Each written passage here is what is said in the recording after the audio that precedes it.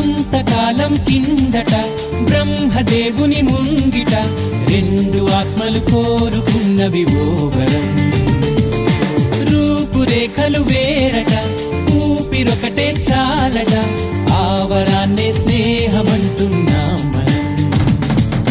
కంటి పాపని కాపు కాసే జంట రెప్పల కాపలాగా నిండు చెలిమికి నువ్వు నేను నీడనివ్వాలి. స్నేహమంటే రూపులేని ఊహ కాదని లోకమంతా నిన్ను నన్ను చూడగానే నమ్మి తీరాలి. కొంతకాలం కిందట బ్రహ్మదేవుని ముంగిట రెండు ఆత్మలు కోరుకున్నవి ఓ వరం.